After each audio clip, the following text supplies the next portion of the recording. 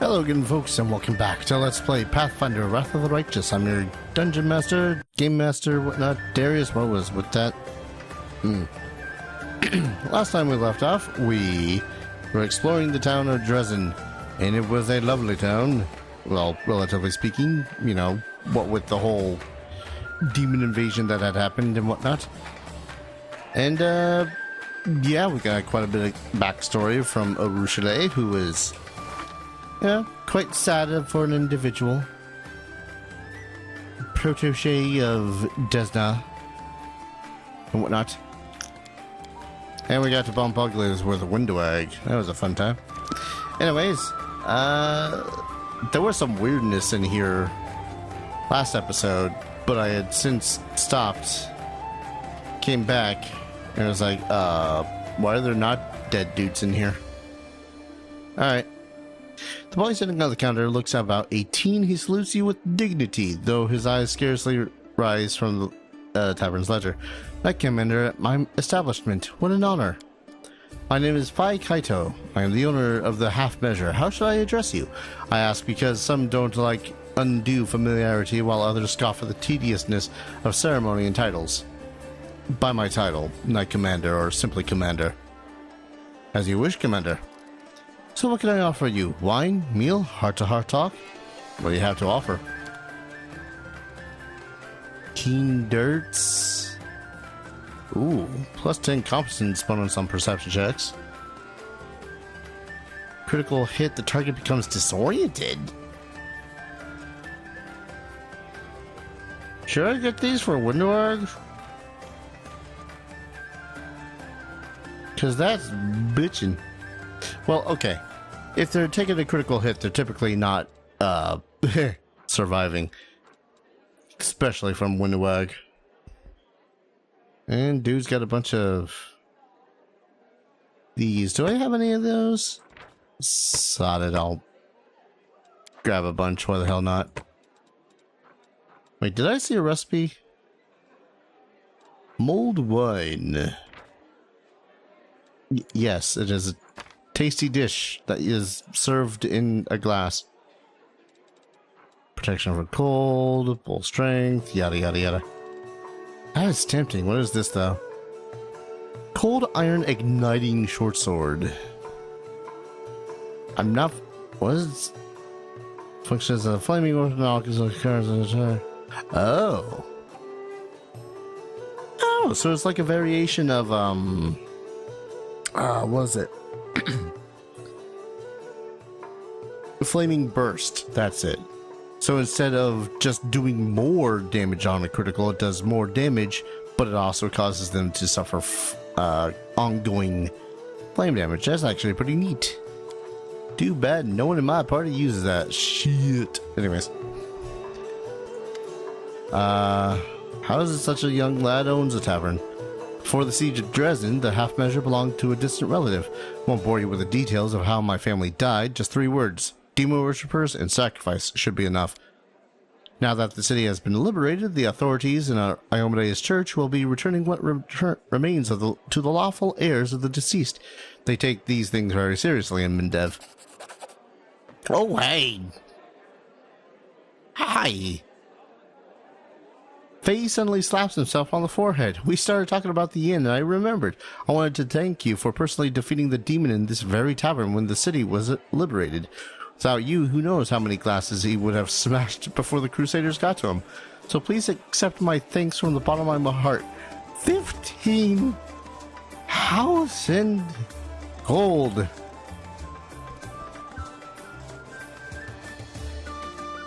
Brings the tears to an adventurer's eye. Half Measure is a strange name for a tavern. Oh, that's the family story. It's not from the faint-hearted, but you're not one of those, are you? One day, before the ward stones were erected, a peasant family got lost on the way to the fair, ended up near the borders of the World Wound. They stumbled upon a bored demon who killed the father right away, then asked the mother if he'd prefer him to take all her children or only half of them. Sobbing woman took all her 3 darlings and said half. The demon promptly cut the arms and legs off all 3 children, said, I guess that's even, and disappeared. Demons are sadistic and evil and sometimes freaking hilarious. People across Dresden heard the story after the family found shelter at the local temple of Iomade. For many years, they saved up for a regeneration spell so the children could be made whole again. They eventually scraped together enough for just one scroll and decided to give the youngest child a second chance at life. He soon became the tavern's first owner and called it the Half Measure in memory of his family and the terrible incident with the demon. He had a good life for a time, got himself married, and always planned to help his brother and sister, though he never got a proper chance. Yeah, regeneration scrolls aren't exactly cheap. When the demons had Dresden surrounded, the poor cripples tried to run for their lives, but they died on the spot. The brother and his wife died a little later at the hands of the deserters. There were rumors that the same demon that butchered the family came to Dresden and made a den of the half measure. If that's true, I guess we got what he deserved when he freed the city. That's the story. Why do you like sitting on the counter? It is a little unsanitary. 2 reasons. Dresden isn't the biggest city, but it still has a few taverns and pubs. To compete with the others, I need people to remember my establishment and myself. That's the first reason. A tavern keeper who sits on the counter definitely sticks out from the others who prefer to stand behind their bars, all dignified. Believe me, you're not the first one to ask. Sooner or later, every customer does. That's freaking brilliant. The second reason is the place's atmosphere. People should feel relaxed here. Life near the world wound is hard enough. Folks don't go to the taverns looking to cause each other more trouble. Have you not heard of a tavern brawl? So I allow certain liberties, myself included. I'm even thinking of hosting an invigorating brawl here on the 5th of every month. I'll let my favorite customers break glasses and swing on the chandeliers. What's the feeling here in the city? I can only tell you about my customers. They're mostly working folks, the ones who are rebuilding what's been destroyed, along with soldiers and some merchants. Overall, spirits are high, and as high as they can be in Mindev, gnashing of rattling sabers and fluttering banners. Everyone loves it when the demons get their horns, tails, and other parts handed to them. They've already forgotten that we nearly lost Cannabis. War is like that. People live for one day, and that day is tomorrow, not yesterday. You've been a source of joy and inspiration for everyone as well. A simple lad leading the fight against the demons and defeating them, and running rings around all the arrogant queen's knights. Heh, people like stories like that.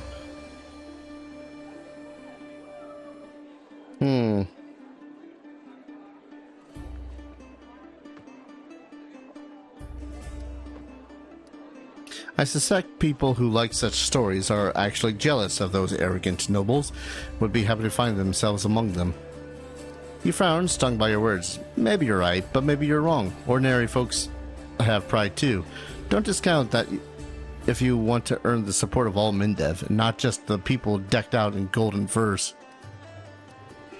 What do your customers say about my new powers?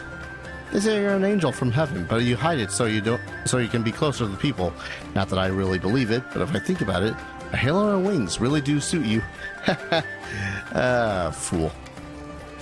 But the most important question is, do angels drink? Let's put that to the test. Gotta go. Come again, you'll be welcome here. Nods and immerses himself in the calculations once more.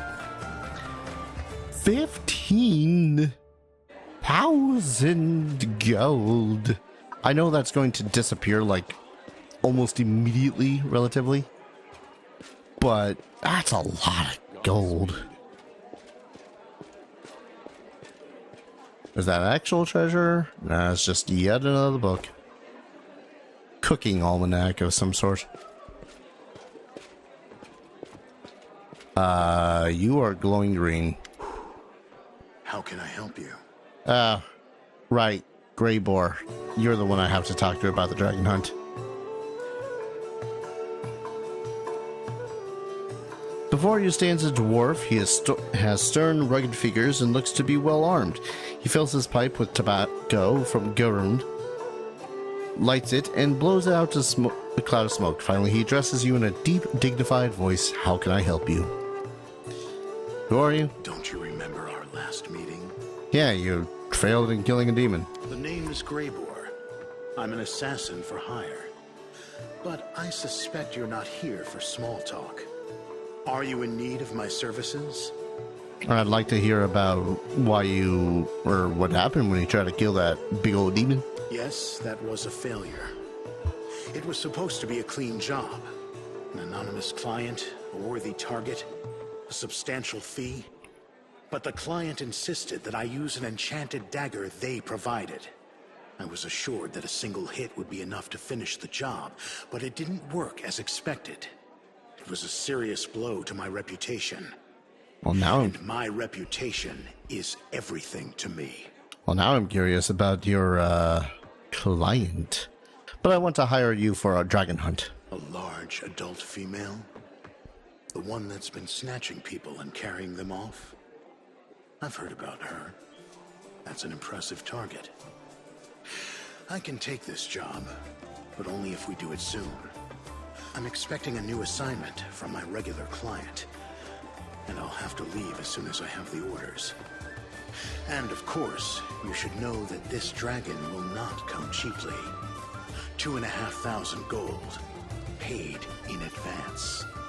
I mean, it's a good thing that I got that gold prior to this. Oh man, but this means I'm gonna have to take him on for the dragon hunt, isn't it? Man. Alright, fine. Give him 2,000, I'll pay. Excellent. Let's get down to business. It's no easy thing to take down a dragon when you don't have wings, so you'll need to follow my lead. The best thing would be to catch her by surprise in her lair, but we need to find it first. Of course, since she doesn't leave tracks, that might be tricky, but I think I have a solution. We need to go west of Dresden, to the Grimwood Forest. The idea of... Listen, I love myself a good old dragon hunt myself, but the idea of going into the dragon's lair seems like a dumb idea. The dragon's been seen there often. According to the scouts, this is likely because there's still some wild game left in those parts. We'll set up an ambush there. I hope I can rely on your honesty. I understand that on our way to the dragon, there may be other fights or places we need to visit for various reasons. That's to be expected. However, should I see that you are deliberately delaying the contract, or that you're dragging me off to assault some demon citadel instead of going after the dragon, we will have to revise the terms of our agreement. Yep. Tis as I thought. Greybor. Dwarf. Oh, he's a slayer. Sweet. So I forget exactly how slayers work, but slayers are essentially rangers, but with other ability. Listen, I've not played Pathfinder in a long time. Let's see. Right. Okay. So they have a bunch of the, a couple of things from the ranger stuff, but they also focus on sneak attacks as well. Like, here's the thing, too. I don't dislike this character simply because, you know, he exists. I mostly just dislike this character because I've already got a thief. Well, okay, he's gone AWOL, but still. But yeah, let's see. How are you built? 2-weapon fighting with the Dwarven War Axes. Do I still have the Dwarven War Axe in my inventory? So he does accomplish sneak attacker, so he does more sneak attack damage. Hammer the Gap. Each consecutive hit against the same opponent deals extra damage equal to the number of previous consecutive hits. So essentially, if you hit him once, your next hit is going to do +1 damage, and so on and so forth. And power attack. Really, with two-handed or 2-weapon fighting? It's not as effective. I don't know. Basically, power attack makes it so as if you're using a two-handed weapon, or a weapon with 2 hands, you do effectively 1.5 times your strength bonus and damage. But it's halved if you're making an attack with an offhand weapon or a secondary natural weapon. Kinda sucks. Alright. If you say so, Greyboar. Character can study an opponent and see in a move action. +1 to attack and damage rolls against it. Okay. Let's see. And if he deals sneak attack damage, he studies that target, allowing him to apply his studied bonuses against that target, including the normal damage rolls. Okay. And that just increases 1st, 5th, and then 7th and 10th? No, wait. 7th can apply the study as a swift action. Okay. That's what that was. And then sneak attacks, he gets it every 3 levels instead of every 2 levels of a rogue. And then, oh, okay. So it gets talents. Much akin to how rogues would get talents. Double slice. Add your strength bonus to damage rolls made with your offhand. Otherwise, it would only be half. So he's a strength-based dude. When I make a sneak attack, a signature has damage reduction. Reduces that damage reduction for 2 rounds by an amount equal to the character's level. That's not a bad ability. Improved to weapon fighting, so it can make a second offhand weapon attack. Opponents damaged by the character's sneak attack cannot make its opportunity attacks per 1 round. And then he'll continue getting those down the line.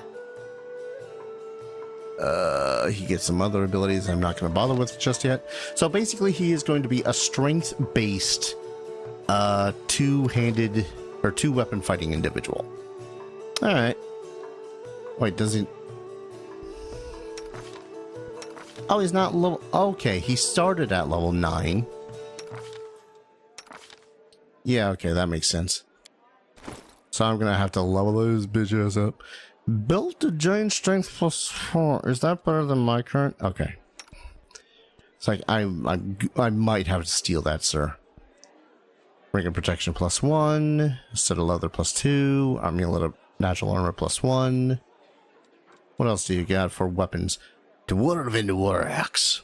Now, what I've always loved about axes is that they are a high damage sort of a thing.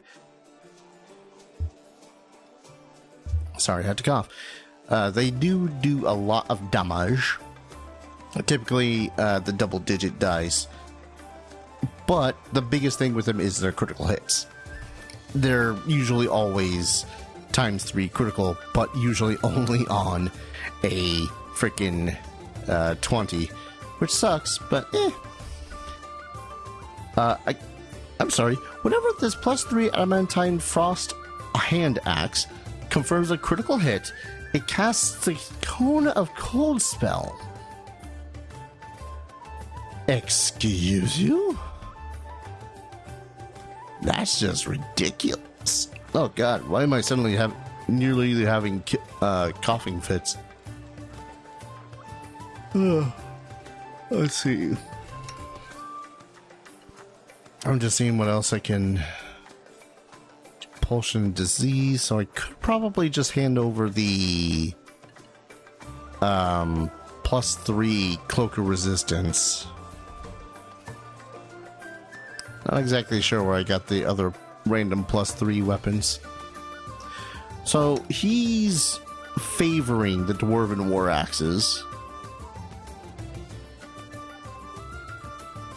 Finesse wielding. See, this is also what's always annoying me a little bit about 2-weapon fighting when it comes to pretty much 3.5 Pathfinder, whatnot. Is that basically if you want to make a 2-weapon fighting character, it needs to have some dexterity. I get it. I just hate it.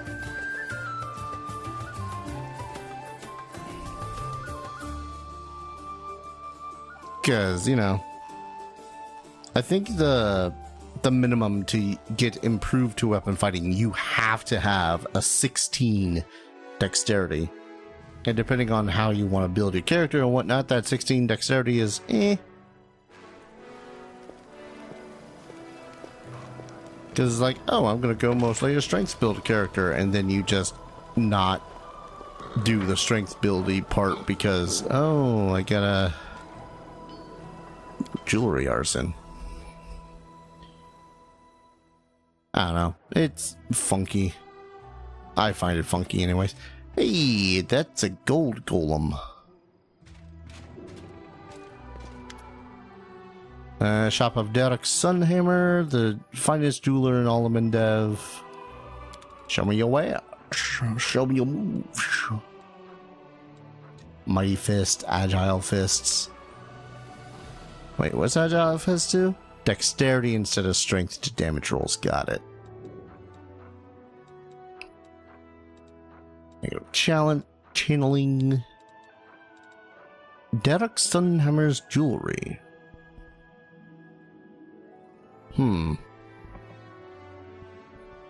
I kind of hate that this looks like it's important. Because, I mean,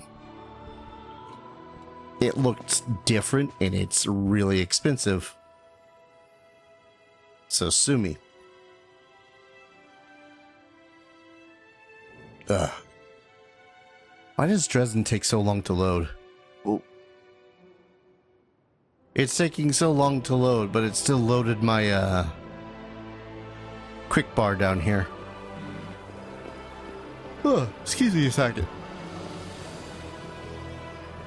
Don't know why the coughing keeps on coming up, but I hate it.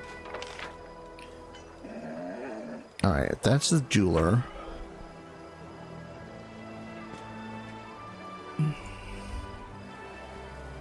Citizen, noble, peasants.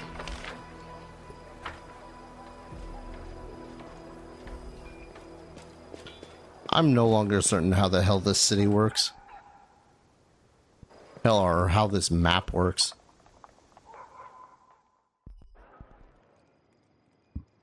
Uh-huh. Yoink. I'm glad no one seems to care about my stealing the food straight out of the barrels and the like. Hello. Hi. That's mine now. I dare you to try to do something to stop me. Oh, more loot. Slimy skin. Why wouldn't your inn have slimy skin? It'd be great if I had someone else from the party traveling alongside me to loot these places, but you know, here we are, alas. Excuse me while I try to not die from coughing some more.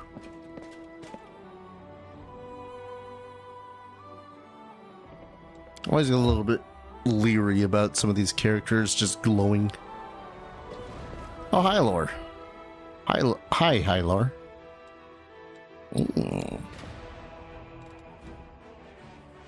One old Kelad told this my brothers and me on his deathbed, and then he died, and no one knows but us. No, this is their sacred forest. They pray in the meadow of spirits. Shamanic relics, you say? A big treasure. Sounds like a lie. Everything was collected, carried away, and buried in that cave. A cave, you say? Scouts say a bear lives in those forests, a terrible one, and there must be magic guards in the cave. That's why we suggest you come with us. We'll split the treasure equally.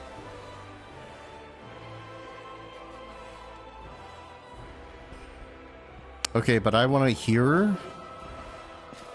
I want to hear about where this cave is. So the experiment. Nenio gestures excitedly. I will need some supplies for this one. Boy, please bring me a bottle of alcohol. Any will do, and please hurry up. Science can't wait. Why do you need alcohol? I already told you, for an experiment. Hurry up and bring it. What kind of experiment? This will be an experiment of a personal nature, but no less exciting for that. Mark my words.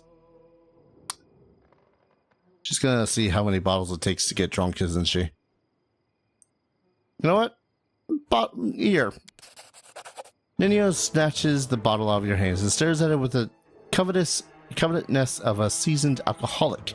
Here it is, my path to learning the true values of humanity from the perspective of the lowliest man on the street. She produces a corkscrew from her sleeve and looks at it in bafflement, then at the bottle, then at the corkscrew again, after which she hands the bottle back to you. Open it. This experiment definitely won't work if we don't open it. Do you always carry a corkscrew up your sleeve? Don't be preposterous, but I am always meticulous when it comes to preparing for my experiments. I plan for every eventuality. Alright, I admit it, that's not true, but I have truly prepared for this particular experiment. What is this experiment going to be about? I'm taking a huge risk with this experiment. I'm putting my reputation, my good name, and even my future on the line. With the help of this bottle, I will lower myself to the level of the average man on the street, and I will try to understand the mentality of someone wholly devoid of intelligence.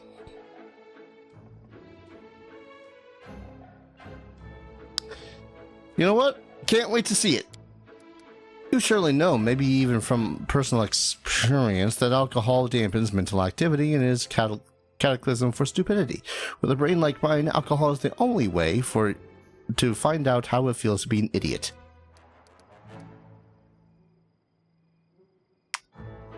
So you're asking me to be your drinking buddy? Not at all. I'll do the drinking alone. Your role in this experiment will include standing here and providing me with a visible reaction to my inevitable temporary degradation. I don't think she fully understands what lowered inhibitions means, because that's what alcohol does. It doesn't freaking make you dumb, it just makes it so as you do dumb things. I should know. You're talking as if you've never tried alcohol before. I haven't. I never saw the point of it. You know, fair. You know what? Fine, let's get this started. I want to see the idiocy. Well, let's begin. With a steely resolve of a warrior going to his last battle, Nino takes a big gulp straight from the bottle. That's disgusting. After she overcomes the urge to vomit, she looks at you with teary eyes. How do you drink all this? I am doing this for the sake of science. Another gulp. Oh, that should be enough. Now, am I stupid yet? Quick, ask me something smart. What's a Lenorm? Lenorms are a type of dragon that possesses a strong connection to the first world. They have innate inborn ability for spellcasting, but they can cast curses. By the way, did you know that a sleeping Lenorm is bound to wake if you kick it really hard and it's... would appear I'm not drunk enough yet. Nino takes another swig from the bottle. Right. Seems to be working. Now, I need to come up with an idea right now. I usually have a ton of ideas. Let's see now. Tiscari and Baphomet, their anti-Crusader alliance is not effective enough. They need to unite their forces on the physical level. Baphomet needs to mount Tiscari and ride them into battle, 2 in 1. Yes, the experiment was successful. I am definitely drunk. She takes another gulp from the bottle to further confirm her condition. So, how does it feel to be drunk for the first time in your life from a scientific point of view? Terrific. I've definitely become more stupid. More than that, I am dumb as a box of rocks, and right now I don't give a rat's ass about science. Wait, I think I got it. That's how men on the street see science. They don't give a rat's ass about it. Who cares what a Lenorm is and where it lives? Nino says with a vague wave of her hand. If it's not wine and you can't drink it, what's the point? Well, I hope you're satisfied now. Incredible. My intellect never stood a chance in the battle with alcohol, and what is most striking, this fact doesn't bother me at all. It feels like all the thoughts in my head just went poof and disappeared. My thirst for knowledge, my desire to prove myself, they're all gone. My mind is so calm it's actually a little frightening. I simply must describe this condition for my encyclopedia, but I'll get to that later. I just don't feel like it right now. You're not going to drink like a fish from now on, are you? Well, of course not. How could you think of that about me? Me, the greatest scientist of modern times. And Neo licks her lips with intense concentration. Fine, maybe a little bit, sometimes. Not more than once a year, and only if no one sees me. I've got a reputation to uphold. Congratulations, I guess. Now what? Oh, excuse me. God damn it. All this coughing. This accursed coughing. The experiment was a success. Just a moment, Al. Neo stares at you with glazed eyes, shakes her head, and exhales loudly. When she meets your gaze again, her eyes are crystal clear. Alright, I'm fine now. What was that? What was what? A moment ago you were drunk as a skunk, and now all of a sudden you're stone cold sober. Is that so? She looks at the bottle in her hand, thoughtfully licks her lips and nods. It seems that is indeed what happened. Clearly, I decided to forget the incident entirely because I no longer need this information. What I need now is to write an article for the encyclopedia about the influence that alcohol has on the individual's mind. So you can simply forget you were drunk and sober up, just like that. I've simply blocked the deleterious effects of alcohol from my mind.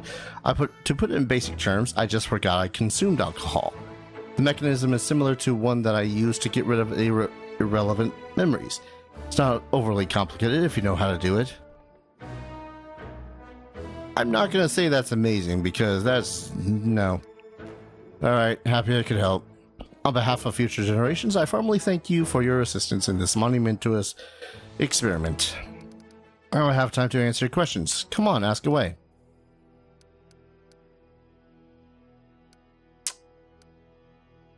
Alright. Are you still sure you wanna... Yep. Well, that was an encounter.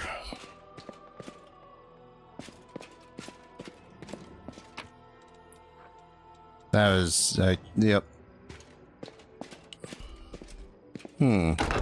Door. Door that leads to nothing in a room. You gotta love when that happens. Listen, I'm just trying to loot the entirety of this place. So far, I'm carrying a small nation's worth of wealth in my back pocket, so, you know. Let's see if you herbs and spices to go with it. I do not know why my throat... Well, okay. The past couple of weeks, well, week-ish plus, has been rough on my throat for no particularly good reason. I think it might have to do with a little bit of black mold that had happened at the place I was staying for roughly a couple of days. Oh, great. I'm going to have to talk to Social, aren't I? Prison, house, abandoned building. Might as well get talking to Social out of the way. You're going to be fun, aren't you? Oh, good. Don't have to. I'm kind of just assuming that I don't need to because they don't have additional dialogues that I've not got highlighted. Bobbing her head, humming a tune, she greets you with a carefree, cheerful smile. Her wandering eyes linger on you for just a moment before darting off again to the distance. Okay. Hope. Nope. Okay. I guess I'll check out this prison.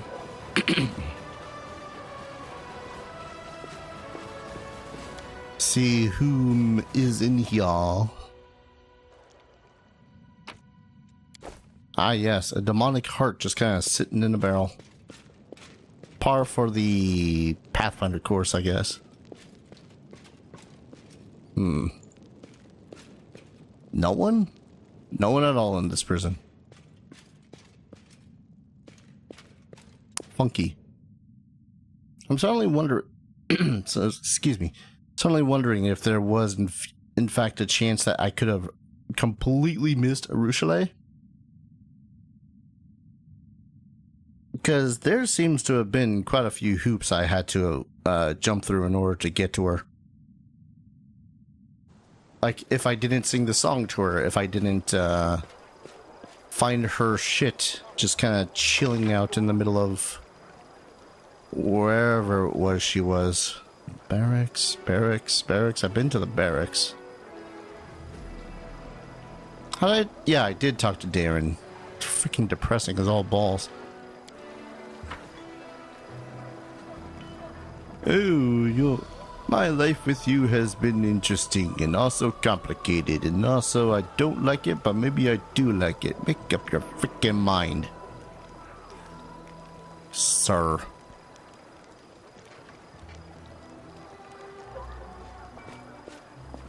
I really should be watching where I'm walking because I might be missing a relatively important NPC, like, say, the storyteller.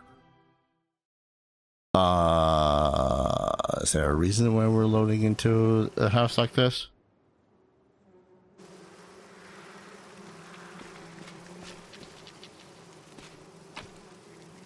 Uh-huh.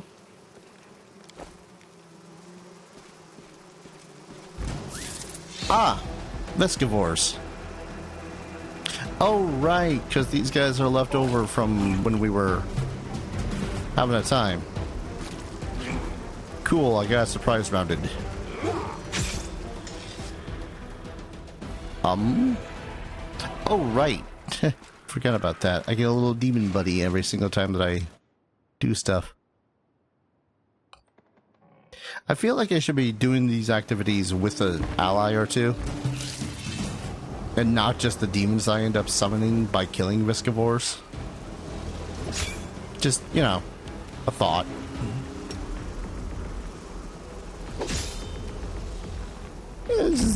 Simple thought. Okay, seriously, the ability to summon Babao demons every single time that I kill something with my current weapon, it's just freaking badass. Hello. The engorged body of the young queen of the swarm pulses, oozing corrosive slime. In her buzzing, you hear the barely distinguishable echoes of the now familiar swarm song. Her voice is not yet strong enough to harm you, but it is patently clear that if the creature is permitted to grow and her children to multiply, then soon an anthem of abyssal insects will be humming in the skies of Dresden. The creature is very young and, for now, utterly defenseless.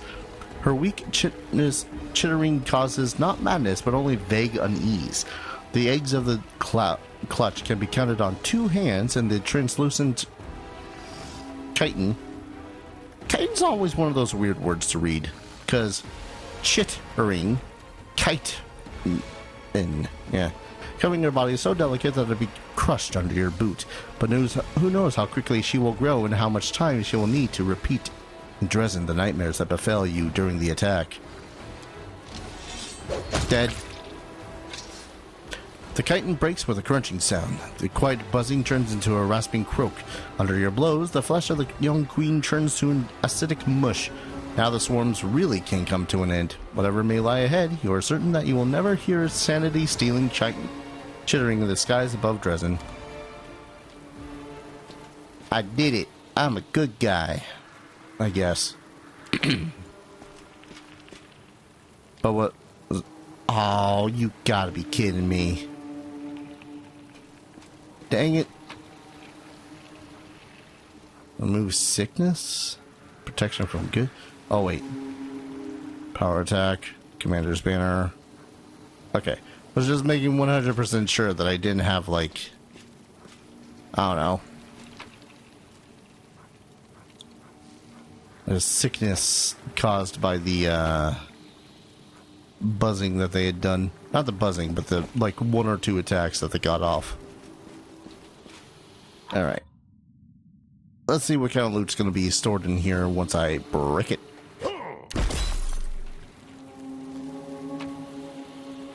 Ooh, magical scraps. Because I broke it. I could have sworn I had like a spell or something. Can I cast knock? Is knock even a spell that I have? Enlarge, fireball, inflict, holy sword, H-I-J-K, knock. No. No, I don't. Oh, well. Let us press on. I'm sure there was nothing important in there whatsoever. I wonder if I gotta report that back up to Nevia.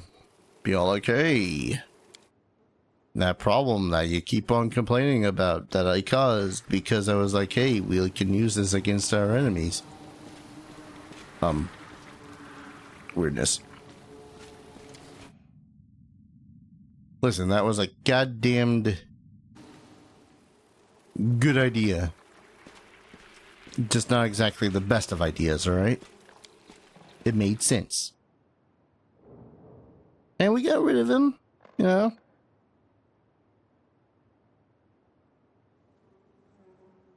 Still hoping to find the goddamn storyteller or whatnot. Already. Please. Is it going to be this long every single time that I try to go out into Dresden? Thank you. Abandoned building. Well, might as well check out this place too. Oh, I haven't yet gotten Greybor up in equipment. Ooh, hello. Soldier Humor, 5th edition. Yeah, I heard that 5th edition wasn't all that great. Everyone's more ranting and raving about 3.5. It's a joke. Ah, yes. A random bloodshot eyeball within an abandoned building. I suppose, again, that's one of those par for the course things when it comes to a place that's, been infested with demons for gods know how long.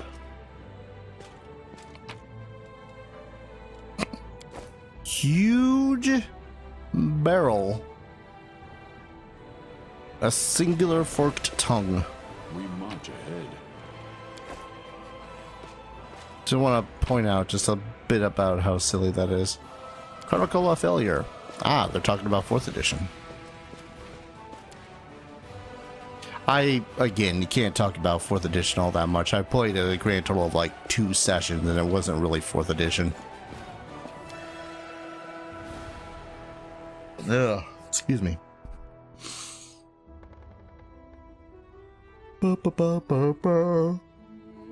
Load faster, please. I think it feels like a solid 30 seconds every single time. Give Bloodborne a run for its money. Alright. That leads to the exit area. Huh. Blacksmith, Arcane Weaver, Jewelry Trader. Arsenoy? Who is Arsenoy again?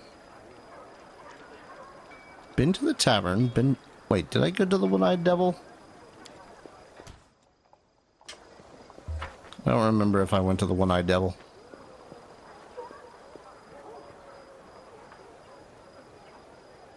Probably did. And I'm just a fool when it comes to remembering anything. I have a bad memory. Wait, what was that?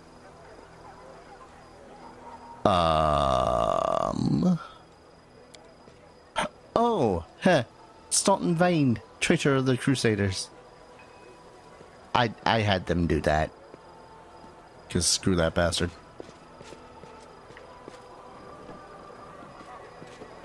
Alright, where was it going? One-Eyed Devil? Peasants.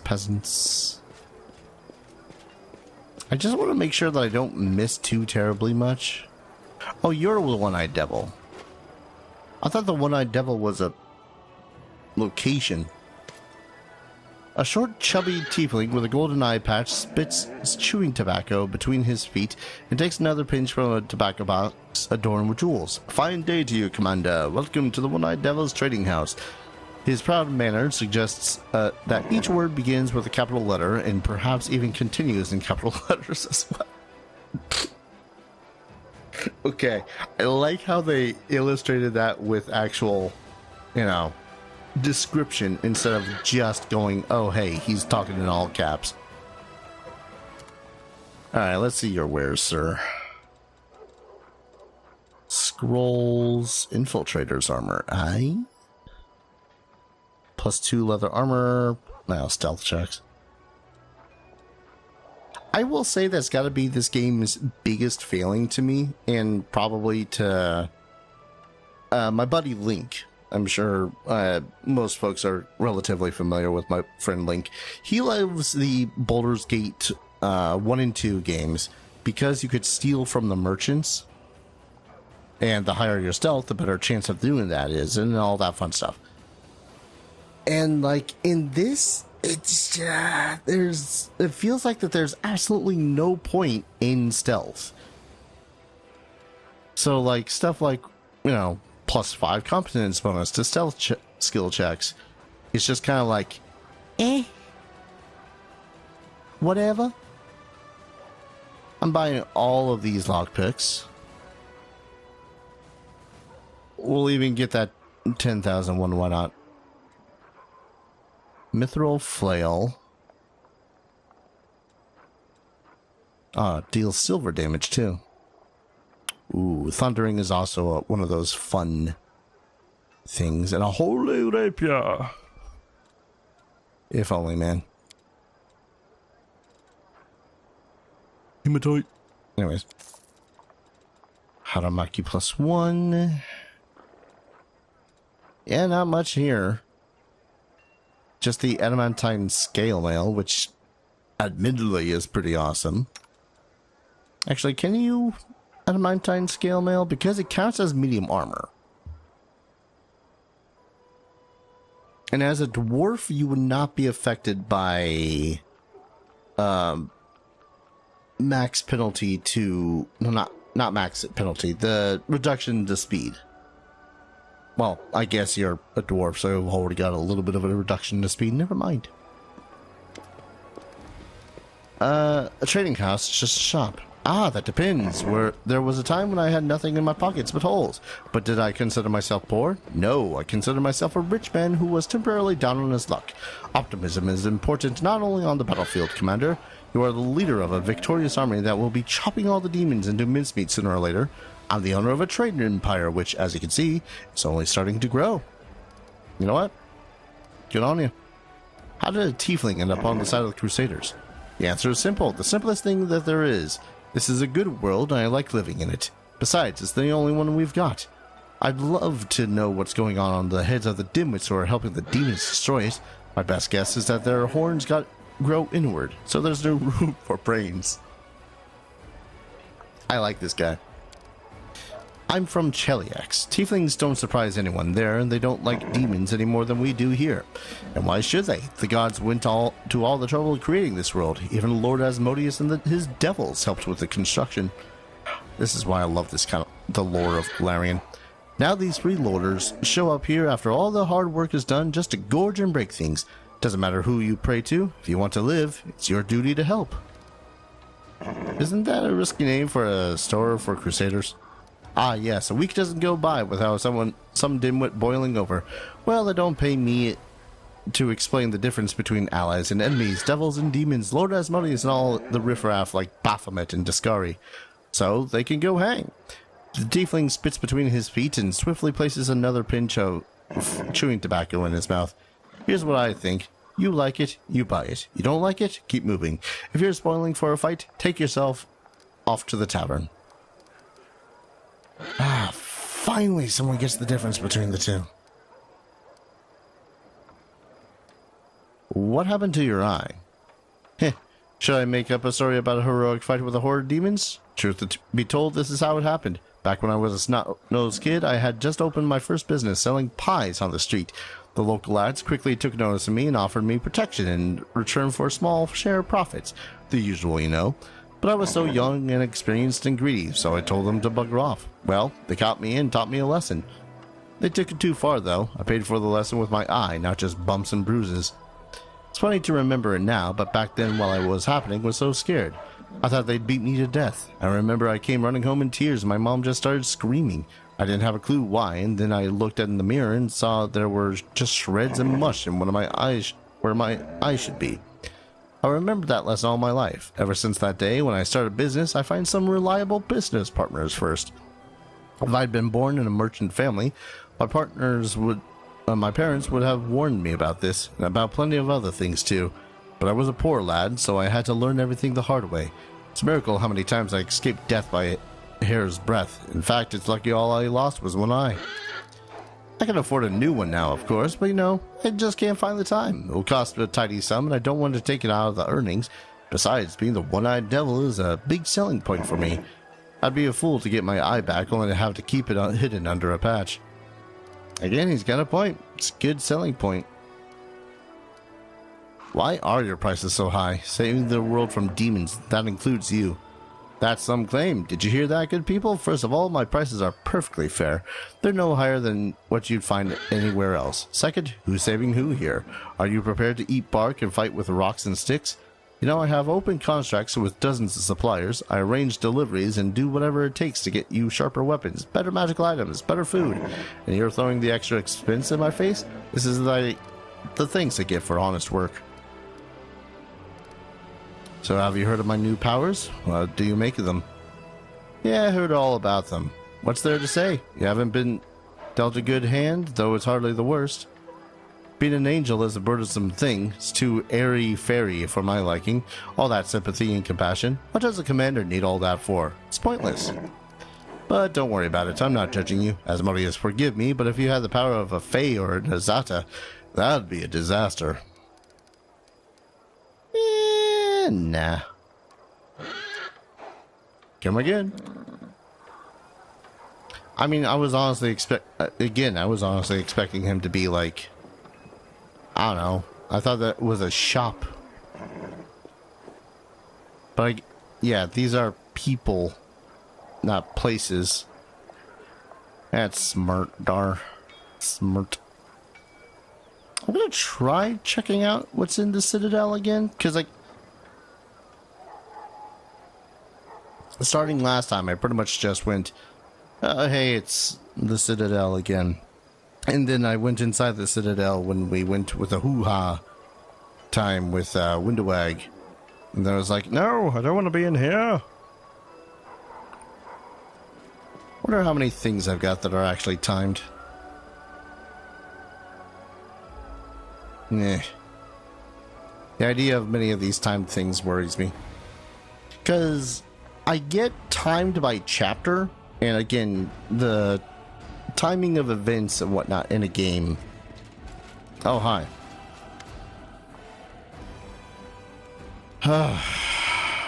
Alright. Middle-aged paladin with a genial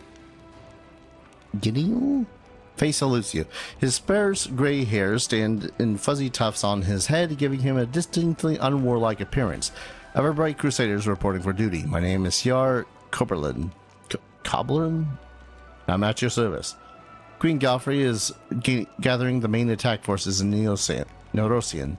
She ordered us to replenish the losses suffered in Gunnebrest and come here. We'll support your troops. A tall, dark-eyed lad is standing behind Ciar.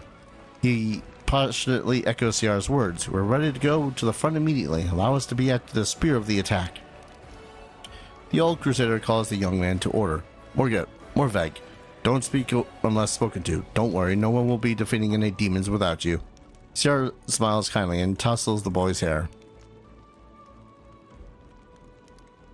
Who have you brought with you? Everbright Crusaders mainly, but we have a lot of volunteers that joined us. Those who arrived in the Queen's call but didn't want to sit in Neurosian and waited for the main army to set off. All the hotheads know that the front is here. Ciar nods to the boy behind him, the one who's eager to fight. We picked up this one, too. He walked to Kinnabaris with an old sword in his hand and a few copper coins in his pocket. He's going to keep walking to kill the demons, and then he would probably have laid siege to the threshold, no doubt. The boy's cheeks go pink at the old man's gentle mockery, but he continues to stare ahead resolutely and boldly. Did you fight in Kinnabaris? How are things there? Not personally, no. The Queen summoned me and the bulk of our order to Neurosian. Almost all those who remained behind in Kennebrest died, and ones that didn't were disorganized and leaderless. But the order did not perish. New volunteers have been pouring into our ranks. We are licking our wounds. Kennebrest is rebuilding. Life wins out. People are coming from all over Avestan to help. Many are joining up with the Crusaders, just as it happened back in the First Crusade. Great, you'll be serving under my command. Crusader gives you a friendly smile. It's an honor for us, Commander. Let's give the demons a dusting. Alright. So I wanted to come in here because I wanted to see if there were any NPCs I missed before calling it an episode. Oh. There's also Regil in here. And the Painter Golem. Regil's pale yellow eyes freeze an expression of polite attention. Knight Commander, greetings. Nothing new about the Hell Knights. Oh, I have a clear idea of the forces I shall require to wage effective war against the World Wound. Currently I do not possess them, but I know what steps I must take. We must amass and fortify. Gather scouting information. Resolve certain problems of an organizational nature. My people are establishing an outpost not far from the ruins of an ancient shrine. Demons appear there often, so we'll be tracking them for information and honing our skills in combat. This is my strategy for the moment. Thanks for speaking with me. Until next time. Yeah, Regil's a bit of a hard ass, but he means relatively well. Even if, you know, some of the things a lot of the other NPCs don't truly fully agree with.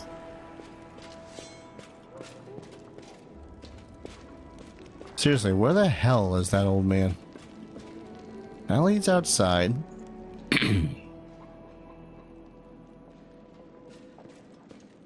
mean, I doubt I'll want to talk to the storyteller immediately. Only because it's like, you know, only got so many hours in a day to talk to the storyteller. But I think I'm going to go ahead and save and call an episode here. Click to edit. Let's play 51. That's a lot of freaking episodes so far. This is going to be my longest Let's Play to date, isn't it? Yeah, probably will. Anyways, when we return, I'm going to see... I'm going to straight up look up where the hell the dude is. Oh, and I still got to level up Greybore to level 10. Which, if any of his stuff is any indication, I need to select a talent and an advanced talent. That'll be fun to read through. Thank you everyone so very much for watching. I hope you guys are enjoying this series as much as I'm enjoying playing it. And as always, I hope to see you guys in the next video. Take care. Cheers.